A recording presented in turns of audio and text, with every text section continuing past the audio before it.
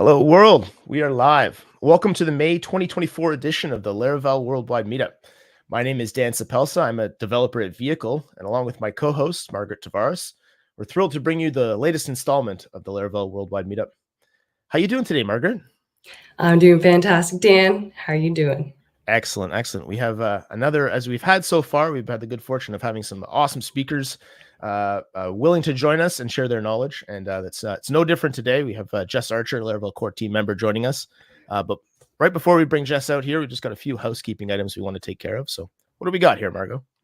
All right, what's going on and what's new and happening in the Laravel community? We got laravelnews.com. So here they have a podcast and a weekly email newsletter. So make sure to check them out at laravelnews.com. Jake Bennett and Michael Drinda are going to be discussing all the latest Laravel releases, tutorials, and happenings in the community. So resource you don't want to miss. Next up, we have the Laravel podcast, so hosted by Matt Stauffer. And for this season, they got Taylor Otwell. Well, they just finished their mid-season, but he's going to be around for the rest of season 6, so make sure to check them out at laravelpodcast.com. Next up, we got Larajob. So if you're a company or if you are a developer looking for any Laravel to work, if you're looking to hire, posting a job for all your Laravel job needs, you can check them out at larajobs.com.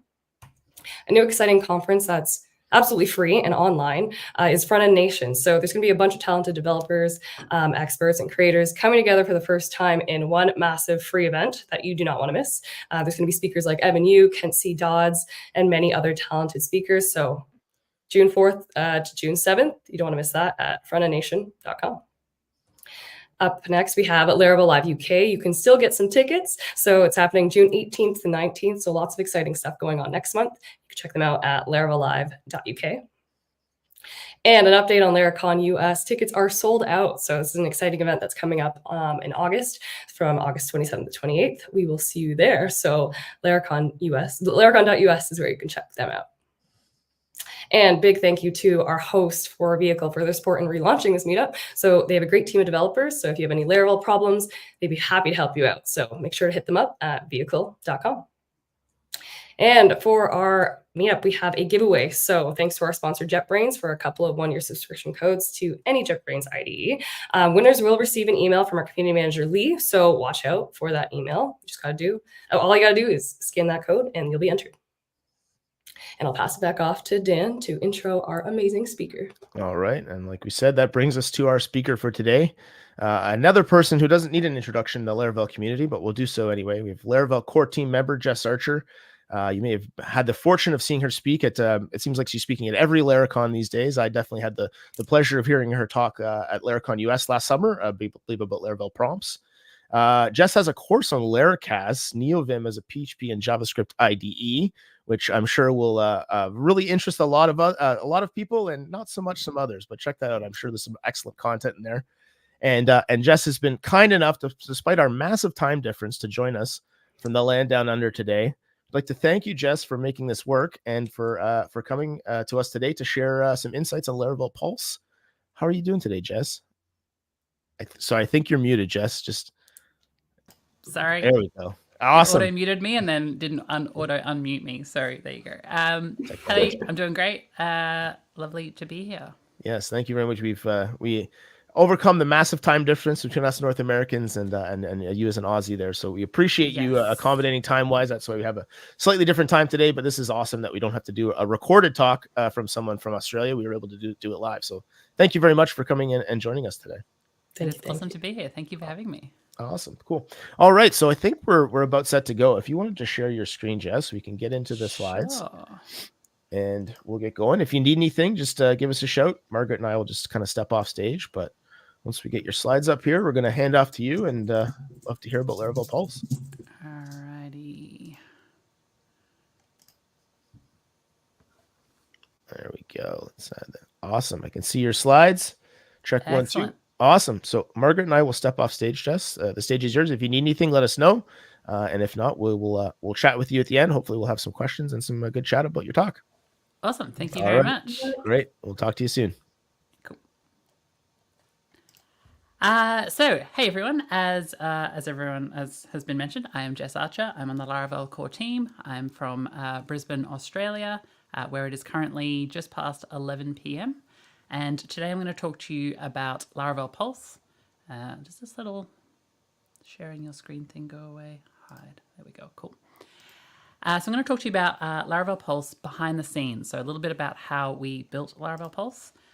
The other title for this talk is Data Aggregation and Query Performance with Large Data Sets. It's not as catchy a title, but it is a little bit more descriptive about the types of things we're going to talk about. So for those of you that aren't familiar, Laravel Pulse is an application performance monitoring tool specifically designed for your Laravel applications. It shows you things like your CPU and memory usage, but then it also shows you Laravel kind of specific things, like it knows all about your queues, cache hits, slow queries, application usage, the number of users hitting your application, and things like exceptions and slow jobs and slow outgoing requests, all that sort of stuff. And we can also see up the top here that you can view the data by 1 hour, 6 hour, 24 hour, or 7 days. So this will kind of become important later. All right, so first let's talk about the challenge in building a tool like this. So we would need to capture data from every single production request. So we wanted to be able to handle a Laravel Forge sized app. So Laravel Forge gets around about 2 million requests per day on average. And so that was kind of where we originally built Pulse for, was for Forge. And so we wanted to make sure it could handle at least that size app. And we wanted it to be easy to self-host. So Pulse is free, open source, you host it yourself. So we didn't want to use any kind of weird databases or tools that weren't commonly available on everyone's kind of hosting environments. All right, so let's start off talking about the slow requests card. So here we can see the slow requests in our application that are over a configurable threshold. So by default, that's 1000 milliseconds or 1 second. And here we're seeing them over the past 7 days. So we can see the method, the route, we can see the number of times that a route was over the threshold, and we can also see the slowest time that that route got in the time period. So in the last hour, last 6 hours, 24 hours, and 7 days. So let's talk about the first experiment that we did to try and implement this card. And that was a Redis only implementation. So I was a little bit hesitant about using MySQL or Postgres to kind of store all this data, like having inserts into the database on every single request. Seemed pretty scary. So I thought, all right, let's try and see what we can do with Redis. And Redis is a lot more than just like a place to kind of cache data. It has all these really interesting data structures that can capture data in different formats that are really efficient for doing different sorts of queries. But the one that stood out was Redis sorted sets. So according to the Redis website, a Redis sorted set is a collection of unique strings, which are called members, that are ordered by an associated score. So if you're familiar with a set in programming, that's say like an array effectively, but every item in the array has to be unique. This is that, but then all of those members also have a score associated with them. So let's look at how we would add data into a sorted set. Oh, sorry. First off, this is an example of what the data structure might look like inside the sorted set. So we've got here our members that has our routes, and then we've got the scores associated with them. Now this score might be the count of times that it was slow, or it might be the highest, like the slowest duration. The structure is pretty primitive, so you can't put like extra columns into it. And so you'd need to use multiple keys to store the count and then the max duration. So to get data into one of these sorted sets, we can use the zadd command and then pass in the key. So in this case, we're going to zadd to the slow request durations key. You can use any key name you want. It doesn't have to exist. You don't have to create it. Redis will automatically create it if it doesn't exist. In this case, we're passing some extra flags to this. So we're saying GT for greater than, and then the 1347 is the time of our request, like the duration. And then we're passing in our member, so get/users. So in this case, we want to create this member, the get/users, if it doesn't exist in the set with the score 1347. But if it does exist, we want to update the score, but only if this new score is greater than the score we already have. We then want to capture the count of times that it was slow as well. So we can use the zadd command again to another key, so this time slow request counts. But this time we're going to just say inc by 1, so increment the score by 1. Every time we call this, it's just going to increment it by 1. And if it doesn't exist, it'll create it as 1, and as I said, continue incrementing it. So we could see another request comes in. So we call the command again. This time the duration was higher, so 1421 milliseconds. So we would expect that this would update the value. And then we call it again. The next request comes in. This one is lower than the current value of 1421, so we would expect that this doesn't update the score in here. But we would expect that our count gets incremented by 1 each time. So to query the sorted set, we'd use the zRange command. And we'll pass in the key we're interested in, so our slow request durations. And then 0 to 9 is basically saying we want the first 10 on the set.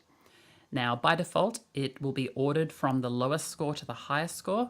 So we want to say rev to get them in reverse order, where the highest score is at the top. So the 0 will be the very highest score. And by default, it only returns the members. So we want to have the scores as well. For our purposes, the scores are important. So we ask for it to return the scores. And this would give us a result that looks kind of like this, where we've got our top 10 slowest routes with their the max duration that route received. To get the count, we have to do something a little bit different. We can't use the zRange command in the same way that we did there, because we might not get the same results back. The top 10 that were slowest by duration might not be the top 10 that were slowest by count. So in this case, we're going to use ZM score with the key name for our slow request counts, but this time we're going to pass in the 10 members that we care about, so get/users and so on and so forth. And this will give us back the scores for all of those in the same sort of index, and we can map them all together. And this is ridiculously fast to insert the data into Redis. It's ridiculously fast to query the data, and so we're done, right? Well, the problem with this is that this only gives us an all-time score. So this score is from the second we start collecting data. We can't kind of query it and say, oh, what's the scores over the last hour? It doesn't have that kind of information built into it. We want to do a rolling window. So the start and end of the 1 hour period are constantly changing as time passes. Now, there is a approach you can do to kind of work around this, where you use a bucketing approach. And in this case, we're creating buckets that are 1 minute of data, so like 1020 to 1020, 59 seconds. And we would always then write to the current bucket, and then as the time goes on to the next minute, we'd start writing to a new bucket. And there's a zunion command we can use to join those buckets back together and get the scores from them. But there's a problem with this approach as well. So this works really great if you are querying it at the exact top of the minute, where the buckets fit all 60 buckets. If we're looking at where they're 1 minute each and we're looking at an hour, if all of those 60 buckets fit in perfectly, then we're great. But most of the time we're partway through a minute. So in these cases, we've got this red bucket at the top here that we want some of the data from it, but not all of the data from it. So we kind of have to choose, do we include it or do we exclude it? The bucket at the bottom, this bucket's like half full at the moment. So this is perfect. We want all of that data because it's constantly being written to. But yeah, that red bucket is the one that's the problem. Especially for our leaderboards, where we've got a thing where we've got a count. The problem that would happen here is that at the start of every minute, a bucket would drop off the end and a new empty bucket would effectively come on, and the counts would kind of drop suddenly, and then they'd build back up over the minute and then drop again. And that didn't really kind of feel like something we wanted. For some purposes, this can work really well, but this just didn't feel kind of nice enough for what we wanted to do. So let's have a summary of Redis sorted sets. They are perfect for leaderboards that start at a fixed point in time. They are ridiculously fast. They store minimal data, so we don't capture a record for every single request. We're just kind of updating existing metrics in there. They're also really easy for developers to add custom cards to. So because the key doesn't need to exist and there's no schema to create, there's no migrations or anything, someone could create a custom card and just start writing to keys and they're good to go. The problem though, no way to query different time periods, and those bucket strategies have a hard fall off or they reduce accuracy. I forgot to mention with the bucket strategy, there is another approach. Let's just go back real quick. So there's another approach where you can write data to the current bucket and the next future bucket. So you write the same value to both. And what this gives you is when the new bucket comes on and we kick a bucket off the end, the new bucket has effectively already got data in there. But as you can imagine, it reduces the accuracy. It's now kind of representing not just that minute, but kind of like this blurry 2-minute kind of thing. So it can reduce the sharp drop-offs, but at the expense of accuracy. So there was another Redis data structure called Redis time series that looked really, really promising, but unfortunately it's not part of standard Redis. It's part of, I think, Redis Stack. So you don't get it with normal Redis, and it's particularly hard if you've got like a managed Redis instance. So we kind of had to rule that one out because it didn't fit our criteria of being easy to self-host. So then we thought, well, how bad can MySQL really be? So let's have a little dive into this.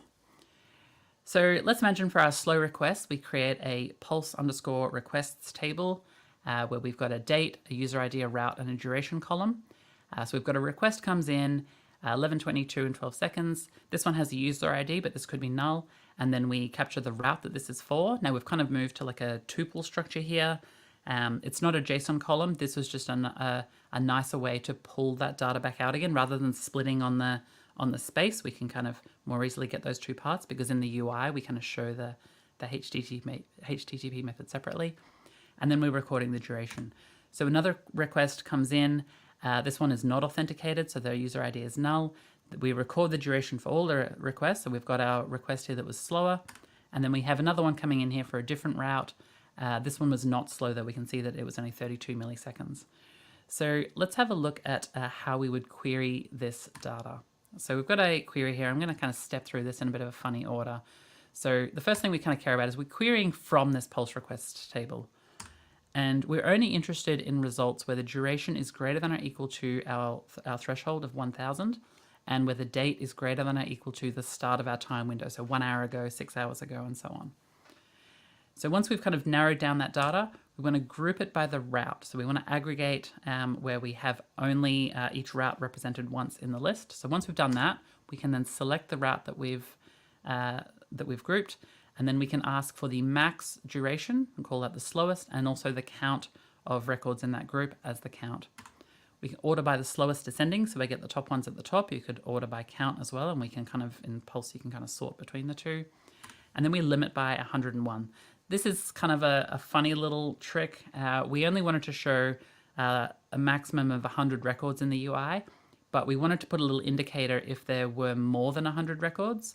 So by selecting 101, we know that there's at least one more than the 100, and we can kind of show that we limited the results in the UI.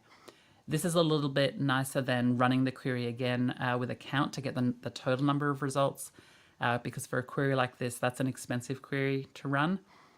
So this is kind of a nice way to handle that. In other scenarios, grabbing the count is exactly what you want, but for this, that worked fine. So we run this query, we get our results. We've got our route, we've then got the slowest time that we saw and the number of times that it was slow. One of those routes never triggered, so it doesn't even show up in this list. So let's talk about some quick wins we can do to improve the performance of this. So if we've got millions and millions of rows, this query can be a little bit slow because we're doing grouping and aggregating and all this sort of stuff. So most requests are probably not slow, but we've got this where duration is greater than or equal to 1,000. So we're kind of narrowing down those requests. Now the greater than or equal to it's pretty quick, but there's a way we can make that faster. And that is by adding an extra column, kind of a pre-computed column of whether or not it was slow, so a Boolean column. So we can calculate this up front and just mark this with a true or false or a 1 or a 0. And so then we can change our query to say where slow equals 1. And the great thing about this is the index for this is much, much faster to quickly narrow down just the ones we care about and get out the data we want. Let's now talk about the route column. So you can imagine that a route could be pretty long, maybe longer than a varchar column. If we're talking about slow queries, where we store the SQL without the bindings, but still the SQL, that can definitely be longer than that 255 character limit of a varchar.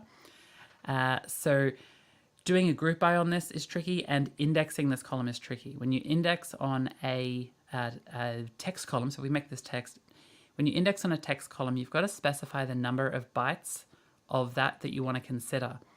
And that's kind of great if you're doing like text searches on it, but we want to do an exact equality search because we're just purely grouping by. So a trick we can use to get around this is to have another pre-computed column with a MD5 hash of that route column.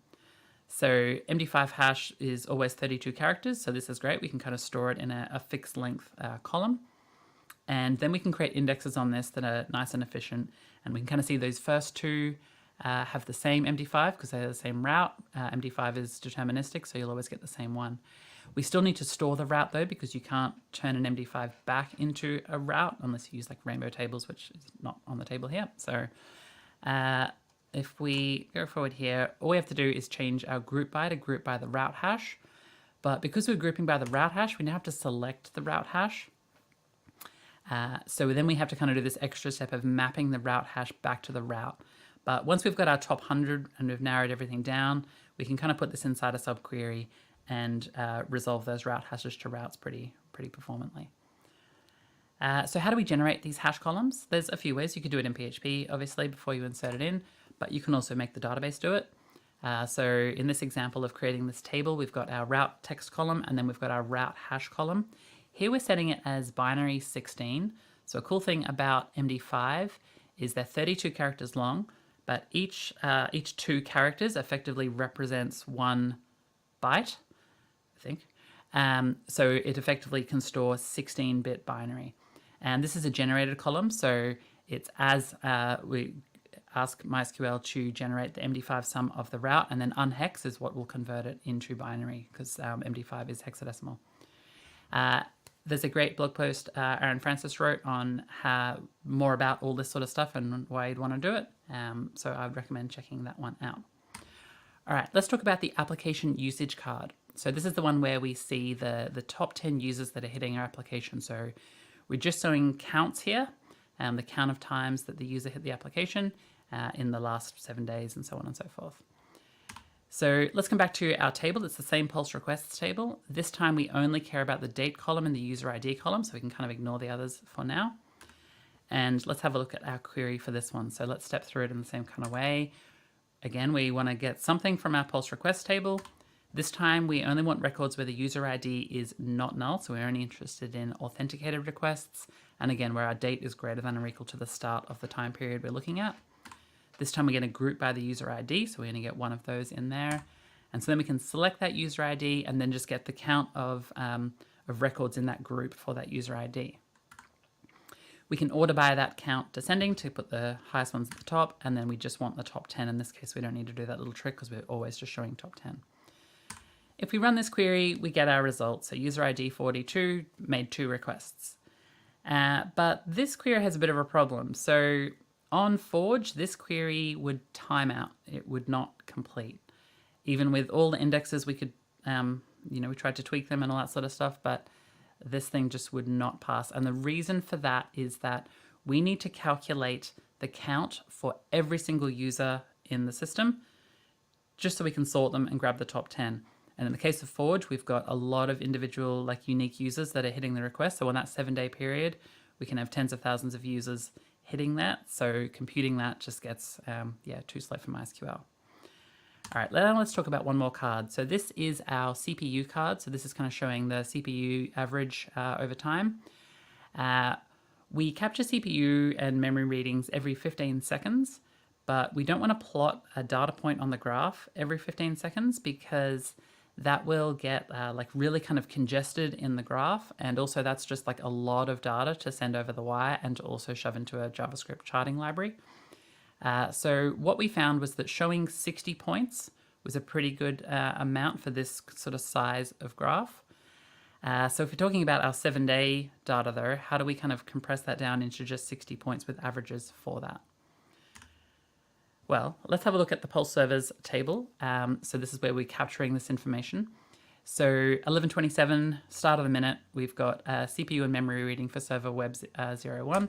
15 seconds later, we get another reading, new CPU percentage and new memory in megabytes. Another 15 seconds later, we get another one. 45 seconds past, we get another one.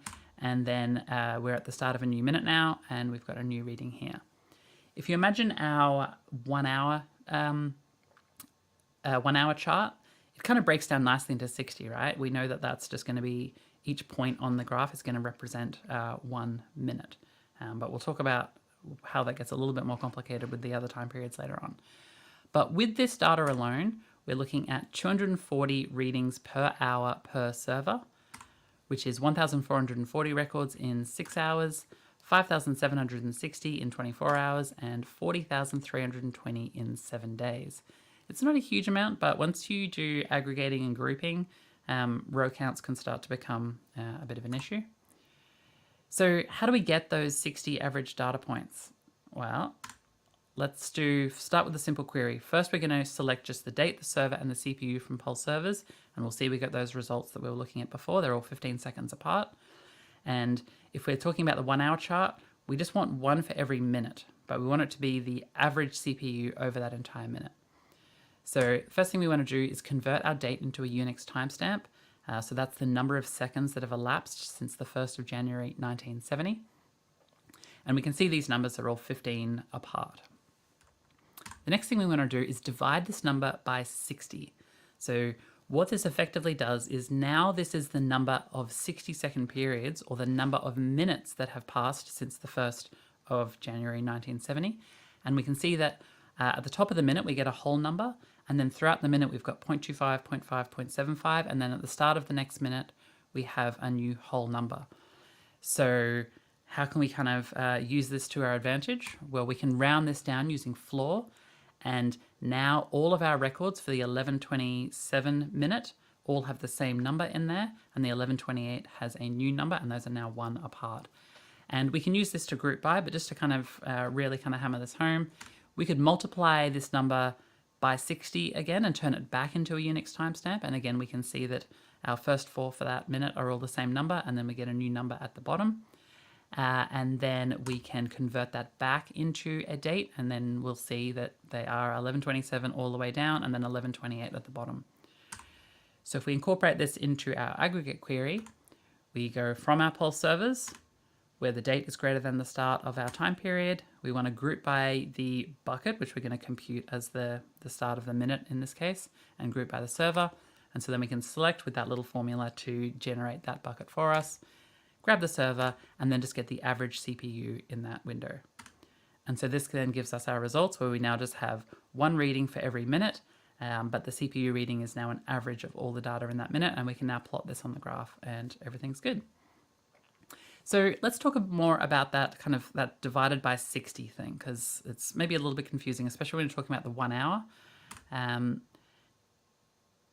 When you're looking at a 1 hour period, there are 3,600 seconds in an hour. We want to divide that into 60 points on the graph. So we will divide that 3,600 by 60, which happens to equal 60 in this case, for a bucket size of 1 minute. So that works quite nicely. For 6 hours, there's 21,600 seconds. If we divide that number by 60, then we get 360, which is 6 minutes. So if we were to divide our timestamp by 360, we'd effectively get the number of 6-minute periods that have elapsed since 1st of January 1970, and that'll group the data into 6-minute chunks instead. We can do the same for 24 hours, where the bucket size is 24 minutes, and then for 7 days, the bucket size is 2 hours and 48 minutes. So there's basically 60 lots of 2 hours and 48 minutes in 7 days. So let's summarize MySQL. This allows us to query any time period. This is amazing. But the aggregation is slow with millions of records, even with indexes. And custom cards would need to add their own tables now. They'd have to have their own migrations, and then they'd have to worry about the indexing and all that sort of stuff themselves. So at this point, we wondered, is data sampling the only solution? We kind of had this in our back pocket as a get out of jail free card, where we could let users configure a percentage of data to capture for each metric. So if they've got a site that's getting a ton of traffic, millions and millions of requests, maybe they only sample 10% or 1% of that so that it's reducing the amount of data. And then in the dashboard, we can scale that number back up again to get an approximate amount for that time period. And that kind of works good, but we didn't love that that was going to be like the way that we would need to run things on Forge. So we thought, all right, let's just keep pushing forward with this. And that's when we had this other idea, which is pre-aggregated buckets. So what if we could pre-aggregate the data?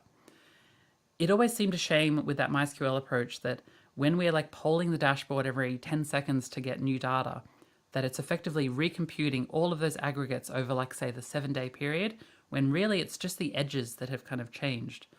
That didn't kind of feel great, right? It felt like we were like wasting CPU time. So we thought, yeah, what if we could pre-aggregate that data? But you might be wondering, wasn't this the problem with Redis? If we kind of have pre-aggregated buckets, then we have those harsh fall-offs, and that is true, and we will talk about how we solve that as well. So let's look at how pre-aggregated buckets would work, and this time we'll use the CPU example where we've got CPU readings coming in every 15 seconds. So at 11:31, we've got a CPU reading of 22%, and forget all the tables we had before, now we've just got Pulse aggregates. So this is a table where we can store everything. It's going to be amazing. So when this CPU reading comes in, we're going to write 4 records to hold this CPU reading.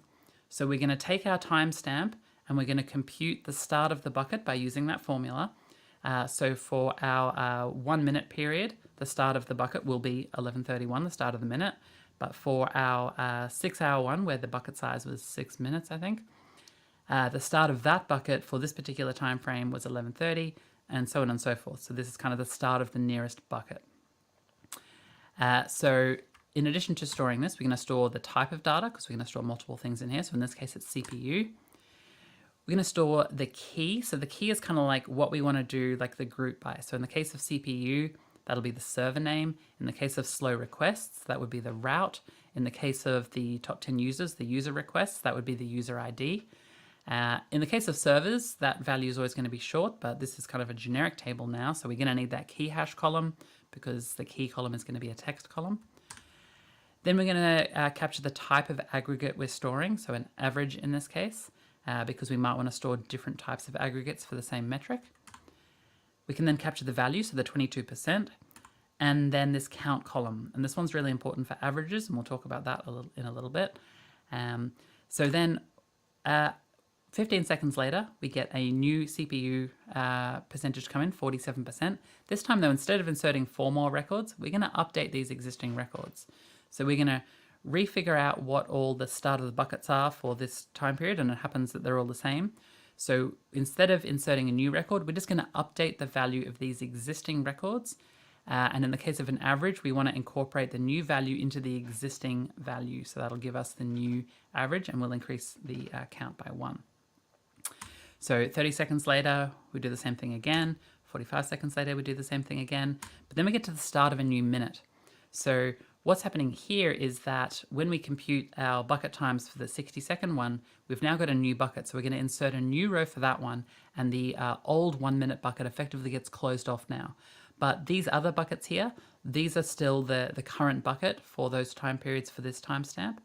So these ones are incrementing by 1 again, but this one has the new record there. And so what does this give us? Well, instead of storing 40,320 rows for one reading every 15 seconds over 7 days, we now only have 240 rows.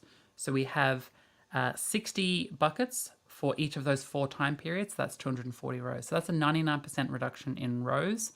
And that data is also pre-aggregated, which is going to improve our queries. So next, let's talk about how we would populate this aggregates table. So we're going to use Upserts. So Upserts is short for update or insert. The Laravel Query Builder supports Upserts out of the box, but by default, it's going to replace the old value with a new value. So if there's already a record that exists that it's trying to insert, the Upsert will just go and replace values. But we want to incorporate that new value. If it's a sum, we just want to add it on there. If it's a max, we only want to update it if the new value is higher than the old value, and so on. That's exactly what I just said. We want to incorporate the latest value into the existing aggregated value. So the key to making this work is to create a unique composite index. So in this case, we have one for all of these columns combined have to be unique. So the bucket, the period, the type, the key hash, and the aggregate, there can only be one combination of those things. And that's what's going to kind of trigger the upsert to happen, right? So if we look at the insert query for inserting data for, in this case, a sum. So this is where we just want to add the number on, because this one's kind of the simplest one to look at. We're going to insert into our Pulse aggregates table with our columns.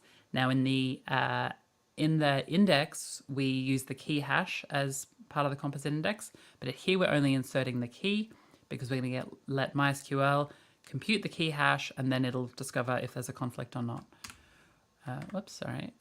We are going to insert our 4 records. Now we can insert a lot more in here, but in this case, we basically have to keep all of the sum operations. So anything we want to use a sum for, those can all go in this one insert. But these are our 4 that are coming in here. So in this case, this is for user requests. So this is our users hitting the application.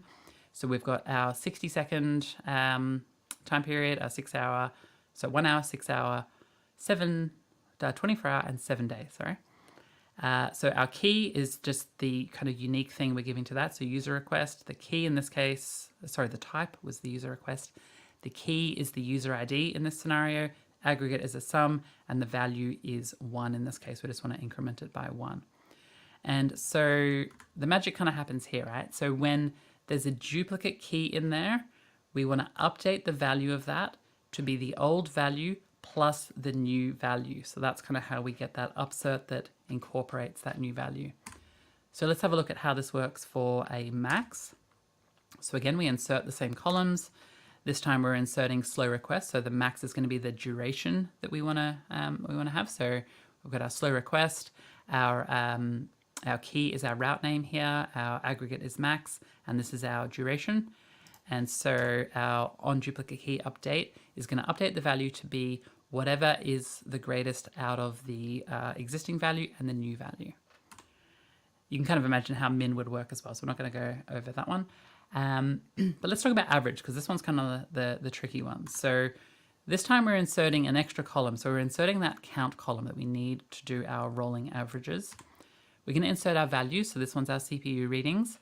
So we've got our 21% here, and we're inserting a count. This is always going to be 1 over here, so that if there's no records in there, the count will be set to 1. And on duplicate key, we're going to update the value using this somewhat complicated little expression here that we'll talk about in a little bit of detail in a second. And we're going to increment the count by 1. So to break down what this formula here is doing, let's bring it into PHP because it's a bit easier to understand. So let's first talk about how we calculate averages in general, just as a refresher. So we have a set of values, 1, 2, 3, and 4. So to do the average, we are going to get a sum of those values. So we're going to add all of those values together, which in this case is 10.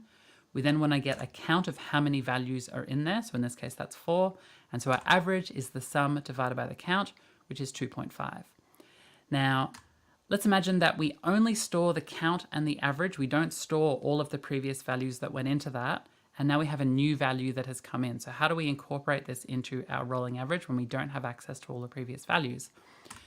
Well, we can kind of reverse engineer the average. So we can multiply the average by the count that effectively turns it into the old sum of 10. We can then get our new sum, which is the old sum plus our new value, which would be 15. And our new count is just the old count plus 1. And so our new average is the new sum divided by the new count. And so our new average in this case is 3. And so that's kind of how that average upsert works, where we don't need to store every single value.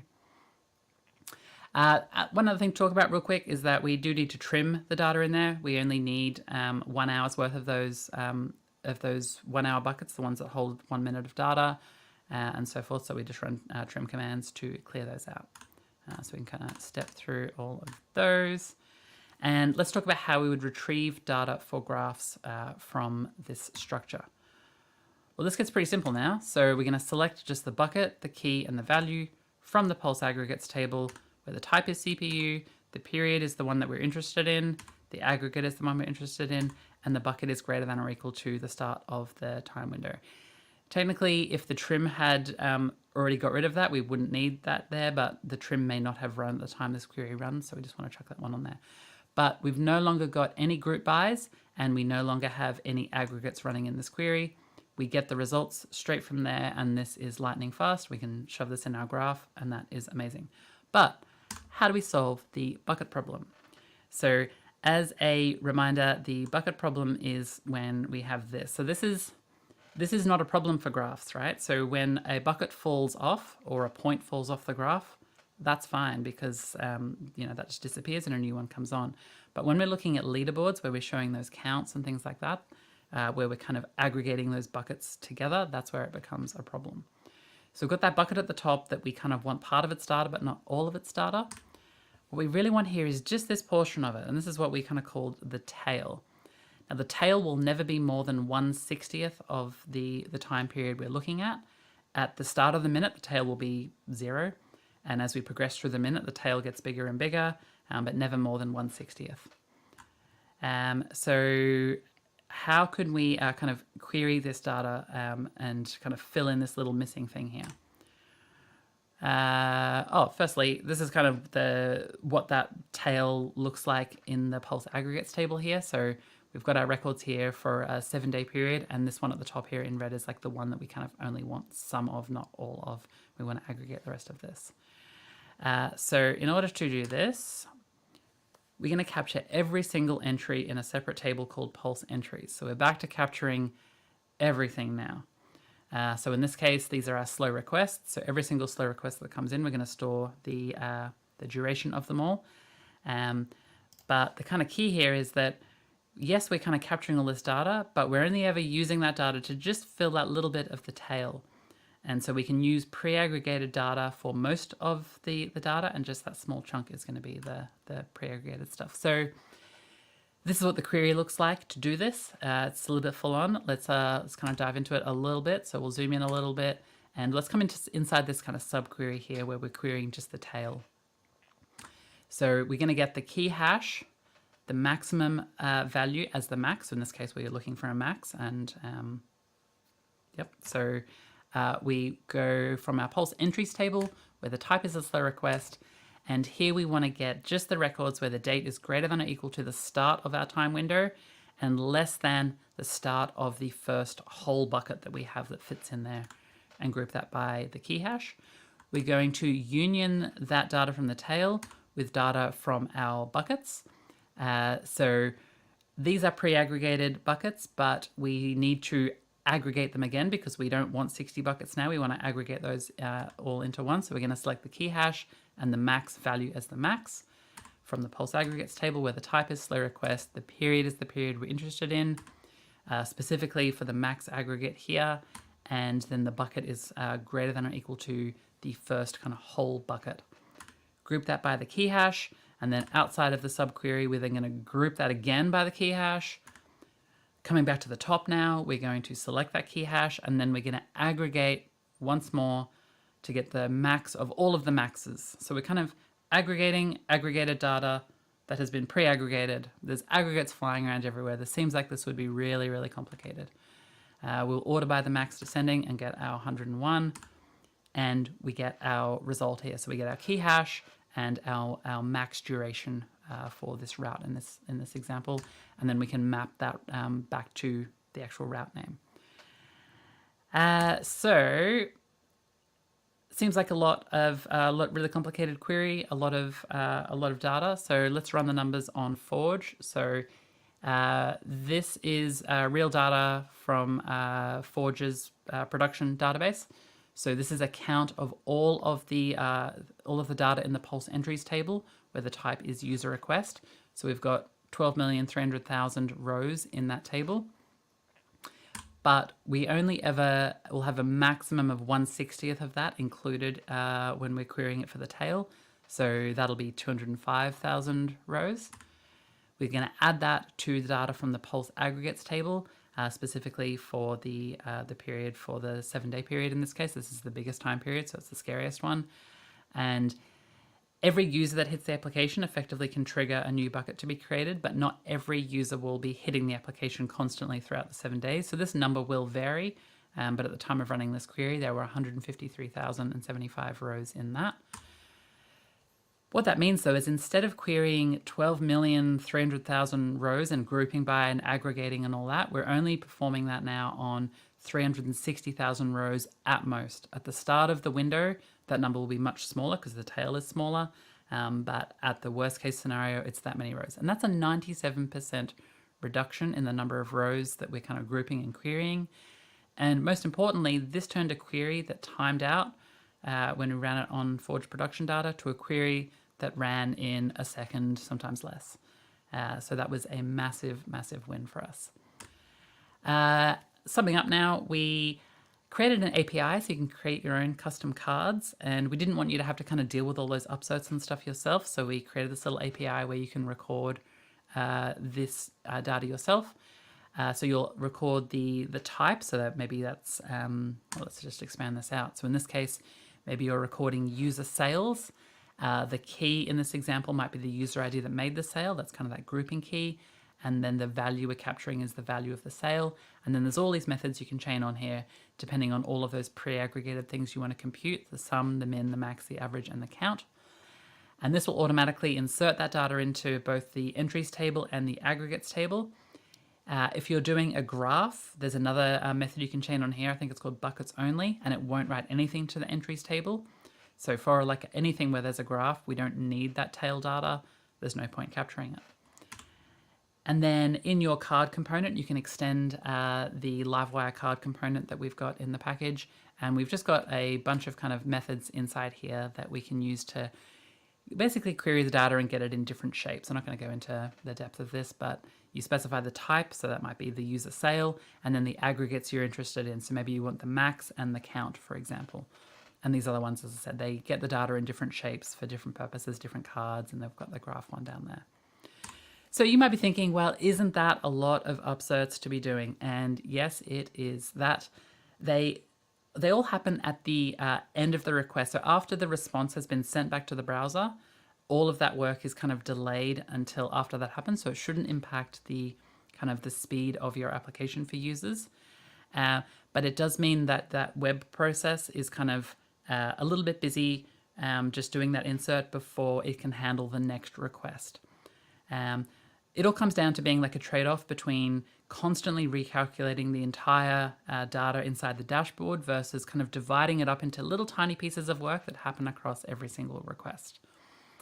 But if it is a problem for you, if you've got a lot of requests coming in, then we have a solution for that as well. And that is the Redis ingest. So Redis did end up still making an appearance in Pulse. This time we're using Redis streams. So this is kind of like an event log of data that you can just chuck stuff on. And so in the request lifecycle, it can just dump that onto a Redis stream, which is ridiculously fast. And then a background process can run to batch insert those into the database and have that all run really fast. So in order to enable that, you just set the environment variable Pulse ingest driver to Redis. You can configure which Redis connection it uses. You've obviously got to have Redis set up, and it uses the Redis config in Laravel. And then you just need to run the work using PHP Artisan Pulse work. You'll already be running this command if you're capturing your CPU data, because that's data that doesn't have an event associated with it. It needs to be polled for. So the Pulse work command will do the Redis ingest if you're using it, but it'll also do your CPU stats. And this solved everything for Forge, and we were very, very happy. But if that is still too much data for you, well, we do still have sampling. You can still sample your data down and deal with it however you like. General rule being that the more data, the more like traffic you have, the lower you could set your sample rate. If you've only got like 100 requests coming in and you set your sample rate to 10% of that, then you're probably going to be missing out on some key things. And you can tweak the sample rate individually for each metric. So you can have 10% of your requests, but 100% of your exceptions and 100% of your slow requests, for example. So yeah, thank you very much. That's all I have for you today. You can check out the Pulse website, pulse.laravel.com, and the docs where we kind of talk about some of this stuff as well. Thank you. Thank you, Jess. I think that was my longest run through, probably. Sorry. That's all right. That was packed with information. Yeah, it was like I was jealous hearing your talk about it because of like it seems like there was probably a lot of opportunities to really like dive deep and learn stuff that we maybe aren't pushed to, you know, within the Laravel application day to day. So that was awesome. Yeah, thank you very much, Jess. Thank you. In terms of questions, I think we've had a couple coming in the chat. And I definitely have noted some down here myself. So let's get into it if that's all right with you. Yeah, sure. Definitely. The one thing that right off the top, we the buckets of like hour, 6 hours, was it 24 hours and 7 days? Is that configurable at all in terms of the time ranges? It's not at the moment. There's not really any reason why it couldn't be. and even potentially looking at having larger time frames. I think if we went to say 30-day with Forge, we might start to then run back into some limits with the query performance in the dashboard. But yeah, at the moment it's not configurable. We kind of felt that those were some pretty good time periods, but yeah, we may explore different things. Cool. Yeah. Yeah. They seem like very same defaults, but I could see this. Yeah, you can kind of zoom out. You can look at a whole week, and then you can kind of zoom in if you just want to see what's happening now. Right. But yeah, we have some interesting stuff planned as well. So awesome. We've got one question from the chat, not directly related to Pulse, but just when you talked about the unique index there and upserting, the unique index is a requirement of upserting, if I recall correctly. Do you know this off the top of your head? I believe that is true because it does differ a little bit between the different database engines. I think a little bit between MySQL, Postgres, and SQLite. Even the pre-computed hashes differ. For SQLite, I don't think it even has that, so we generate that in PHP. But yeah, the unique index, I think, from maybe all of the databases is required so that there's a conflict effectively where it's like, well, I can't insert this because there's already a record that meets those constraints, and that's what then triggers it to do the on duplicate behavior. Excellent. In terms of the implementation, I guess just a very general question. What was maybe the most challenging thing that you overcame in the implementation? I mean, it was really that query performance. We very early on, we kind of were always worried about the query performance and the amount of data. So from a very early stage, I had a seeder that seeded many millions of rows so that I could run queries and tweak indexes and all that sort of stuff. We kind of went through basically 3 of the different approaches we tried. So the Redis one, the kind of like more naive MySQL one, and then the other one. We had other kind of hybrids and combinations and different things we tried. And although like the Redis one didn't make it in, it still kind of gave us a new perspective on how to look at it, and we kind of incorporated some of that into the solution that we did use with MySQL. So it was all very valuable, but yeah, definitely query performance was the hardest thing. Everything else is kind of straightforward. I mean, Laravel's got events that fire for pretty much all the things we need to capture, and so we just need to hook into those. And we always knew when we wanted to do it after the request had been sent to the browser, all that sort of stuff. So yeah. Yeah, that was I think you said at the start there. That was my first thought without even looking into a bit of implementation. It was like, man, I don't know if I want to be hitting a MySQL and running queries on every request, right? I had these exact same thoughts as you. Yeah, I remember way back in the day running like WordPress sites, and there was like an analytics plugin you could install, and it would just insert stuff into the database, and that was like a massive problem for sites with a lot of traffic. So I didn't think initially that MySQL would be able to work at all. And I was more worried about the inserts, and the inserts, like if your site is big enough, the inserts can be a problem. I don't think it's as much of a problem as it maybe was, back in those WordPress days. But that's why we created the Redis ingest as well, so you can completely offload that from the request lifecycle if you need to. Another question from the chat here. I think you touched on this a little bit, but can Pulse monitor more than one server? It sure can. So you can run the Pulse work command on multiple servers, and it'll by default use the hostname of that server in the UI. And as long as those host names are unique, that's that kind of grouping key, then it'll show up as a different entry in the Pulse dashboard. You can configure what the servers are called if you don't want to use the host name. The only kind of caveat with that is that it needs to run the Pulse work command, so it needs to be running PHP. I did at some point want to maybe try and explore whether I could create just like a bash version or some other thing that all it does is just capture those CPU values and insert them onto like a Redis stream or maybe into MySQL, but it seems complicated once you're dealing with the database side of things. Like getting the stats is easy in a shell script, but inserting them into MySQL, maybe with the MySQL CLI, it's not that hard. I don't know. I thought it was going to be something that people were really going to want, but it hasn't been something people have kind of asked for, and we kind of let that also drive us a little bit. Rather than trying to preempt and guess what everyone's going to want. So yeah, it's hard to tell. And I imagine too, if you had like an application running on multiple servers behind a load balancer, another form of sampling could be like you could run Pulse on just one of the servers. I suppose that could be interesting. I feel like I'd still want to know an overview of all of them in case like one of them is being slow for some reason and the others are Right. fast and you weren't That's a good monitoring point. that one. Yeah. So yeah, I feel like I'd probably want to see a sample from all of them, but that could work for some. Cool. Awesome. Just want to give a little reminder to everyone that's watching right now. If you have any questions, put them in the chat. One other question that I saw here from Andy. What's your thoughts on Pulse notifications, Jess? Example, email notification or a weekly report on slow queries. I would really like to see this. I think it's a really cool feature. It's something that we have been kind of talking about, and we might have something that might help solve this, but can't say anything for sure yet. But yeah, definitely a very cool feature. You can kind of implement a little bit of this yourself just using like Laravel's events, and you can always query that data as well if you kind of want to not have it fire like every time there's a slow query. That might not be great if you want to do it as a summary. You could wire it up yourself, but yeah, there could be something in there for sure. Okay. And speaking about maybe upcoming features, I've got another question here. Will we get a nice TUI with Pulse? So can I put it alongside HTOP? And then the other comment that's not seen here is and alongside NeoVim. Yes. Yes. So that would be really cool. I haven't planned it. I mean, when I built prompts, that was scratching my own itch, right? I really didn't think it was going to be like that popular. I was like, like most people aren't using NeoVim and like completely obsessed with the terminal. It turns out everyone loves it. So maybe people would love a Pulse version of this. That would be really, really cool. Yeah, great idea. I don't know if I'll get to it anytime soon, but feel free to create a package. Cool.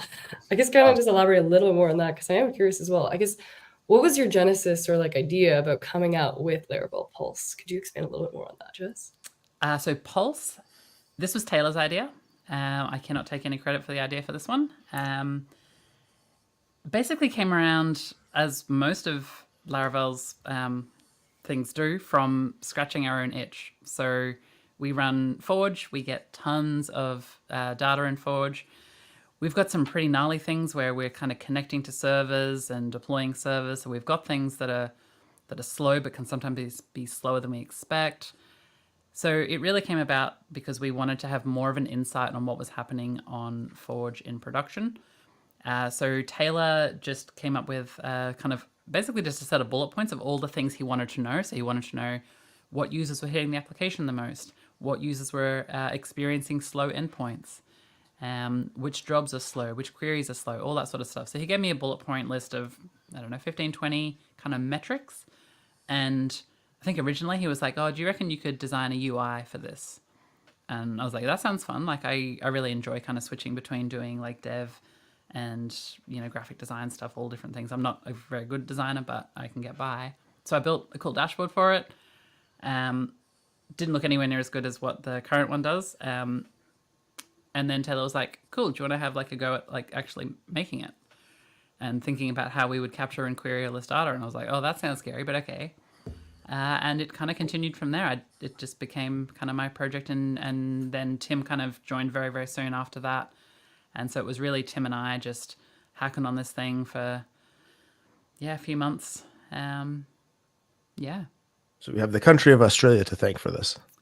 Yes, this was a Australia special, and Nice. we fittingly got to launch it and announce it at Laracon AU. Very fitting. So Yeah. that was really fun. I did a live demo where I had a website people could hit, and I had all these buttons, and they could like smash different buttons to trigger different actions in the app, and then you could see live on stage in the Pulse dashboard all the slow queries. Like I had things where they could trigger kind of like a pseudo slow query.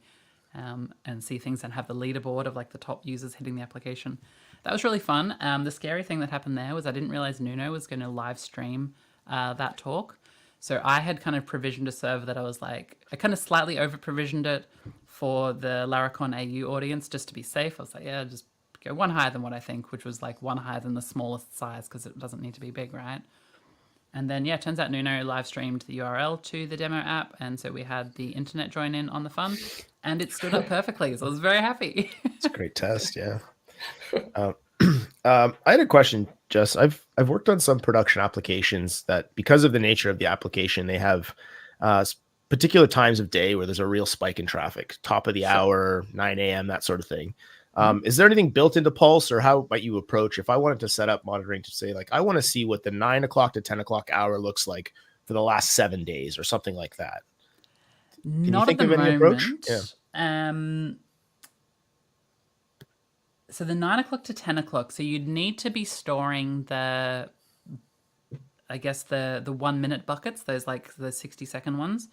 You'd need to be storing them for a lot longer.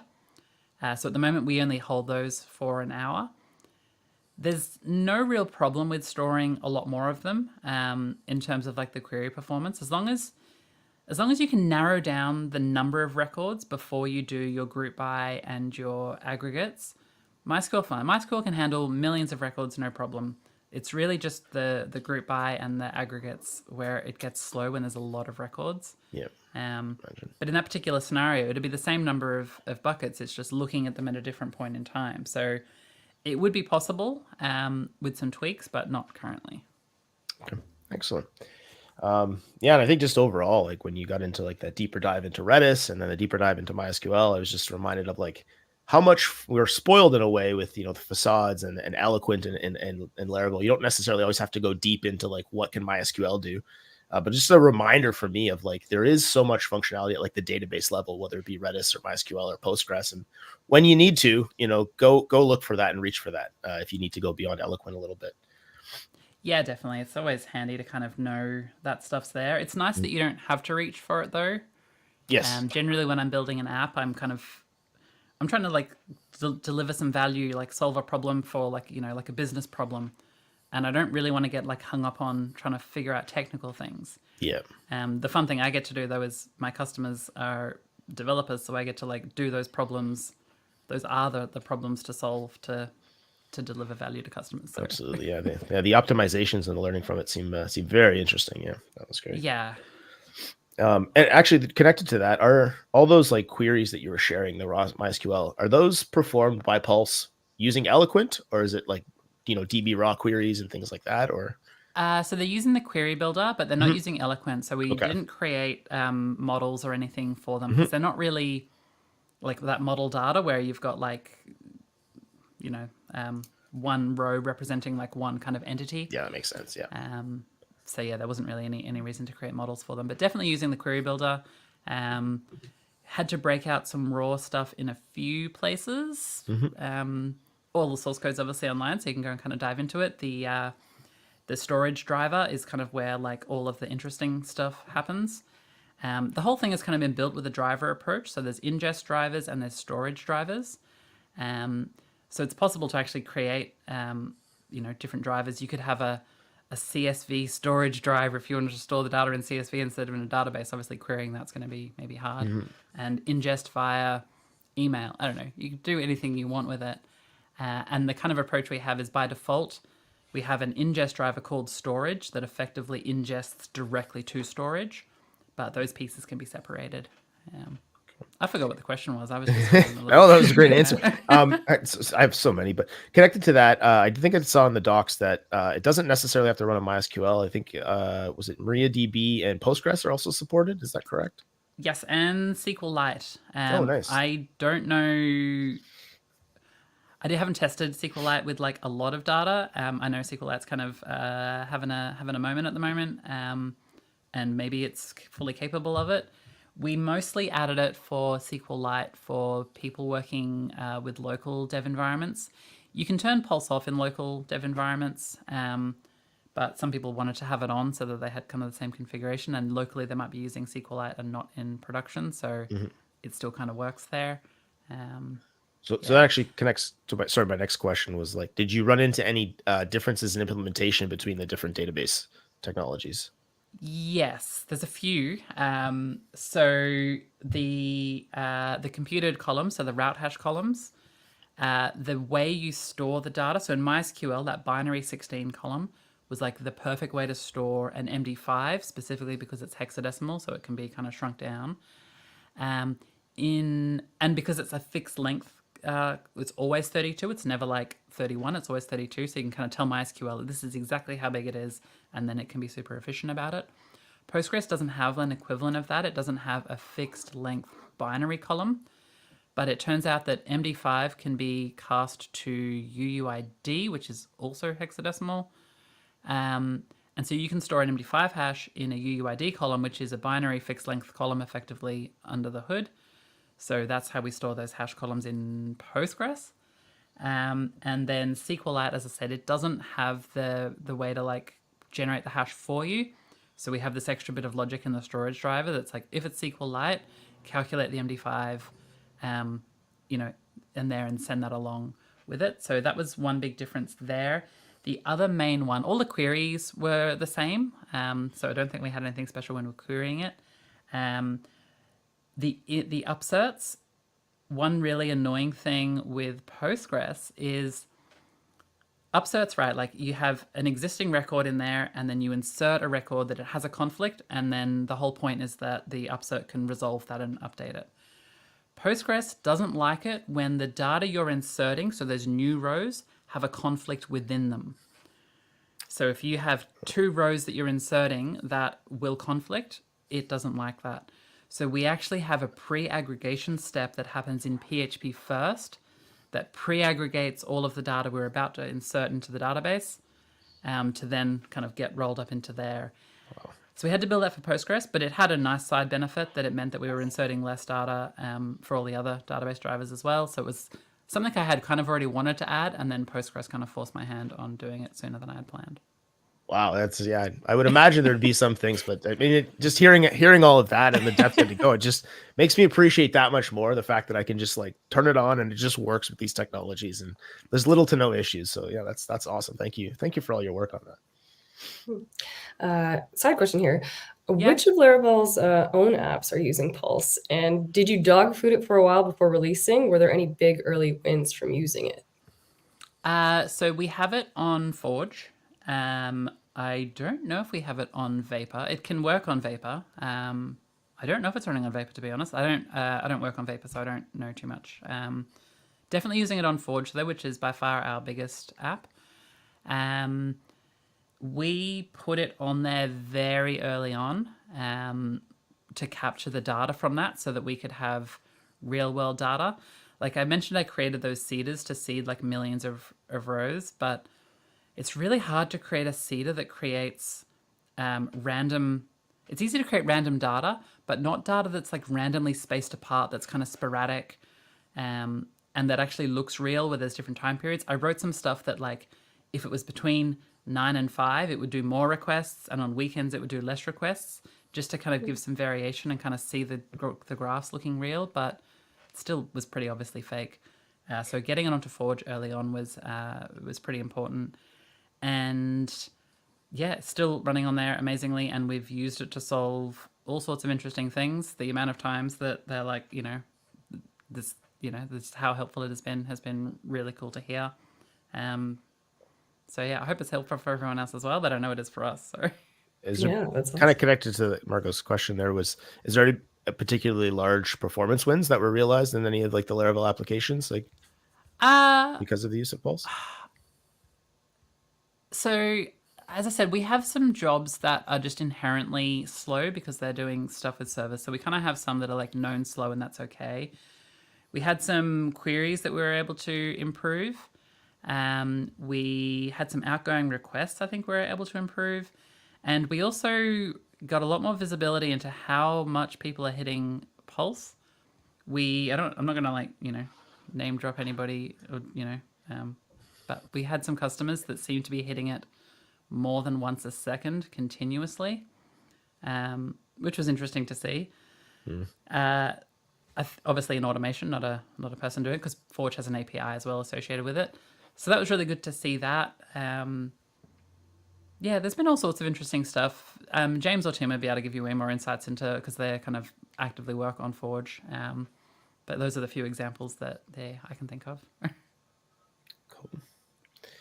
All right. Any other questions out of the chat that you can see there, Margaret? No, I don't see any. Do you have any other questions? Oh, I do. I could go all day, but I'm going to respect Jess's time here. I've just got a couple more, maybe. I know there's it's been built like so many packages in the Laravel ecosystem to be like extensible, and people can build their own cards. Just wondering if, since its release, if you've stumbled upon any community-created additions, cards to Pulse that seem especially interesting, or that you maybe even you're using yourself. I've seen quite a few interesting ones come out. I'm trying to think of some of them off the top of my head. The main one that stands out at the moment is the one that Tim made recently, which shows your validation errors. That one's kind of interesting because Tim's very opinionated about validation. He's done a whole talk on validation. He built Precognition. He's got a lot of strong feelings about what a good user experience is when it comes to validation. Because anytime you get a validation error, you're basically telling the user, like, you're wrong. It creates kind of a negative experience. You want to try and create UIs where they can't do the wrong thing. They're kind of guided to always doing the right thing. So having validation errors show up, you can kind of see which ones are getting hit the most. And maybe there's ways you can tweak your UI to make it so that users are better guided into the sorts of information they're supposed to give. That one's really cool. People have done... I think someone did something called like Docker stuff to like show Docker container things. I'm pretty sure like Caleb Porzier was talking about like using it to track all this other stuff. Like there's not like server and app metrics. I think he was doing it to show like, I don't know, I want to say like investment portfolio things. I don't think that's quite right, but I think he was using it for like outside things. Cause like at the heart of it, Pulse is this like aggregate engine that can aggregate values. And it's, you know, the default recorders that we have. So we kind of have this concept of recorders and cards. The default recorders are obviously all concerned with Laravel apps. But as I talked about with the custom ones, you can do business-specific ones like your sales and all that sort of stuff. When I launched Pulse, I think I had a custom card that was all around like, ticket sales and things like that, as an example. I think Aaron Francis and Matt Stauffer created a website where they were kind of created a directory of all people's custom cards. I'm not sure if that's still around. That'd be cool to check out. We'll link in the chat or in the show notes if that's the case. Awesome. I think there are one or two more.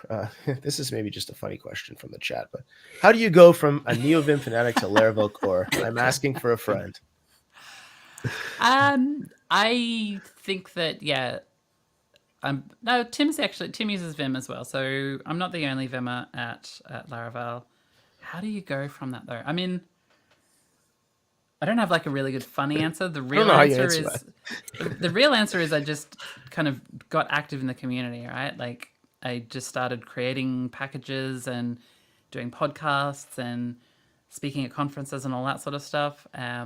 And so Taylor knew who I was, so that when he put an ad out for a job, he already knew who I was. I'd already committed code to Laravel framework, so he kind of had an idea of, I guess the way I work and whatnot. So that's the real answer. But yeah, still a NeoVim fanatic, and probably always will be. All right, why don't we do one more question, quick from the chat? I'm just not familiar with this, and I don't know if you can offer any insight, Jess. But any chance of getting data from an MQ? All right, so can you? Can you provide any insight? I know a little bit about it. I don't know all about MQTT. So MQTT, I cannot remember what it stands for, but it's basically a protocol that's often used by like IoT sensors. So you might have temperature sensors, or like the things you have around your house as well. They can often communicate by MQTT. It would be possible. There's definitely nothing like built in, but you could create your own endpoint that... I guess you'd need to like connect to the MQTT server. I don't know. I played with one called Mosquito, which was kind of fun. That was the MQTT client. It should be possible. I don't know. I've never played with MQTT from like as a developer. I've played with it as like a hacker of home automation-y things on my like Home Assistant setup and automating my garage doors and all this sort of stuff. So I use MQTT to control my garage door. Not 100% sure about using it to monitor my app. Track your garage door opens and closes in a week over the last hour and 6 hours. Yeah. Awesome. Maybe just one kind of closing question thought. You'd mentioned that the Laravel team has big plans for Pulse, or certainly interesting ideas for the future of Pulse. We have interesting ideas, yes. And anything particularly interesting you care to share at this point of maybe future plans for Pulse? Nothing at the moment. That's all right. Well, I like the look forward to. As is often, there's a lot of mystery about new features in the Laravel community, and I enjoy that myself. So we'll leave it at that for now. Cool. Awesome. Okay, Again, great. thank you so much, Jess. What a wonderful talk. And thanks for sharing so many of these amazing ideas from Laravel Pulse. Thank you so much for inviting me and for having me. It's really fun. I was glad I got to give this talk. Yes, and thank you again for accommodating with the time. I know it was a different Mhm. time of day for you, probably to be giving a talk, and a little earlier start for us. But I'm so happy it worked out and we could do this live. That was Me too. excellent. All right, well, we'll just send you off to backstage here, and we just got a couple of closing items to wrap up with here, and then we'll send everyone on their way. Thank you very much, Jess. All right. Awesome. Yeah, that was awesome. Information-packed presentation. Thank you very much again, Jess, for sharing. And before we head out, we just got a few housekeeping items looking ahead to next month. Yeah, speaking of things to look forward to next month, we got a couple of great speakers. So we got Jalid, and then we also have Katerina Traszczewska. I apologize if I pronounced that incorrectly, but next month you'll get to hear from both of them. They're both two talented speakers, so look forward to their talks. Next, we have the JetBrains Giveaway. So apologize for anyone tried entering it earlier to this talk. The form is open, so all you have to do is scan that code. We will be running this draw on on June 4th. So the code will be open until then. So all you got to do is scan that code, enter in your details, and if you win, our content manager, Lee, will be contacting you about your prize. And here are some other rules, just in case anyone wants any more details about that. How to stay connected. You can sign up for email reminders on the Laravel Worldwide Meetup website. You can also follow us on X. So this is another social media handle on X where you can follow us at Laravel WW Meetup. More details will be on the official Laravel the Laravel Meetup website, which is meetup.laravel.com. And if you want to find this video, if you're watching this on another platform somehow, you can find us on the official Laravel YouTube channel at Laravel PHP. And just looking at how supportive the chat is and how great the Laravel community is, I think Marcos, Martin, and Remo, we're all talking about this, but make sure to smash that like button and hit that subscribe button if you want to stay tuned for any other future live streams that we have coming up. Our next one is on Tuesday, June 25th at 12 p.m. EDT. And what else do people say? Hit that bell for notifications. And that's what we got going on. I've always wanted to say that. Anyways, I'll pass it back off to you, Dan. Well, thank you. Thank you, everybody, once again for tuning in. Thank you, Jess, once again for joining us and sharing so much interesting and detailed information about Laravel Pulse and how it can help applications. And like I said, the challenges in implementing Laravel Pulse were just as interesting to me. So thank you very much for sharing all your knowledge, Jess. And once again, thank you, everyone, for tuning in. We will see you next month for another couple of great talks. And until then, all the best. Bye, everyone. Take care. Bye.